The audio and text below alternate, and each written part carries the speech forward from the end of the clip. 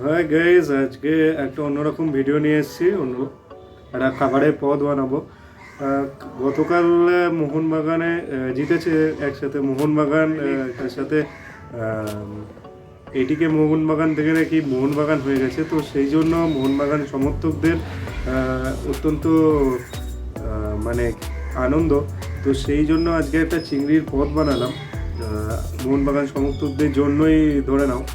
তো সেটা হচ্ছে পটল চিংড়ি বানাতে গিয়ে প্রথমে কি করলাম দেখে নাও।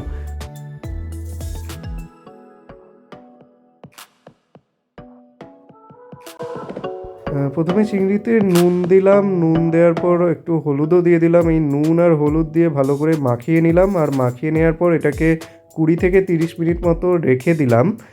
20 থেকে 30 মিনিট রেখে দিলে এটার মধ্যে এই যে মশলাগুলো যে মাখাচ্ছি, মশলা দুটো, সেটা ভালো করে এটার মধ্যে মিশে যায় এবং এর স্বাদটা অনেকটা বাড়িয়ে দেয়।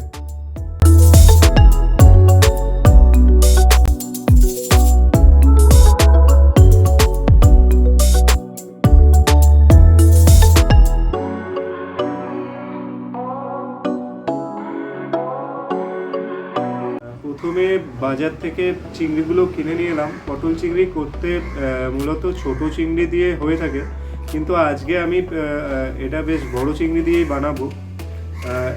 250 গ্রাম চিংড়ি নিয়ে এলাম। 250 গ্রাম চিংড়ির জন্য মোট 5টা পটল, তারপর আলু 3টে, 7টা লঙ্কা, আর তোমার 2টো বড় সাইজের পেঁয়াজ, তোমার রসুন কুচি আর আদা পরিমাণ মতো নিয়ে দেখে নাও। স্ক্রিনে তোমাদের আসছে এই জিনিসগুলো আমরা নিয়েছি, এগুলো ইনগ্রিডিয়েন্টস। এগুলো আমি ভালো করে কেটে নিলাম। তোমরা আজকে পুরো ভিডিওটাতে ভালো করে দেখো, আমি তোমাদের বলে দেব। আর এই খাবারটা যদি তোমাদের এখন যে মৌসুমটা আসছে, এখন যে ওয়েদারটা আছে, সেটা হচ্ছে অনেকেরই জ্বর হচ্ছে বা ফিভার যেটা হচ্ছে, তাতে খাবার স্বাদ চলে যাচ্ছে। তো এই খাবার স্বাদ ফেরানোর জন্য এইরকমভাবে যদি রান্না করো, তাহলে দেখো যে তোমাদের শরীরটাও ভালো হয়ে যাবে, আর মুখে যে স্বাদ পাচ্ছ না সেটাও পেয়ে যাবে।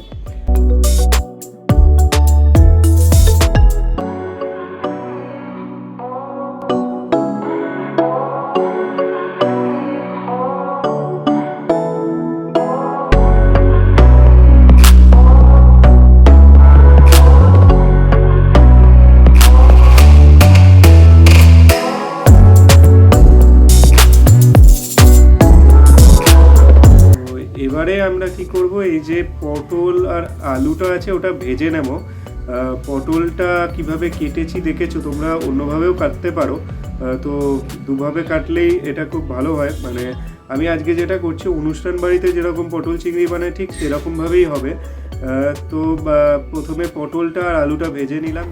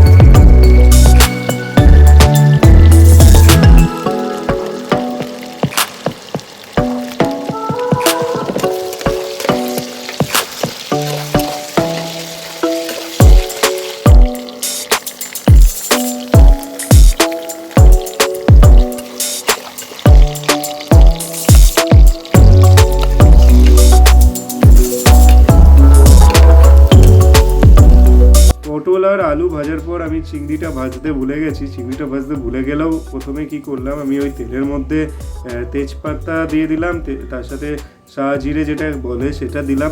আর আমার কাছে গোটা গরম মশলা ছিল না। গোটা গরম মশলা না থাকলেও স্বাদের কোনো হেরফের হবে না যদি তুমি গুঁড়ো গরম মশলা দিয়ে দাও। গুঁড়ো গরম মশলাটা দিয়ে, আর চিলি ফ্লেক্স কিনতে পাওয়া যায়, সেটা কিনতে পারো, বা শুকনো লঙ্কাগুলো কেটে কেটে ওপরে ওই তেলের মধ্যে দিয়ে অ্যারোমাটা তৈরি করতে পারো।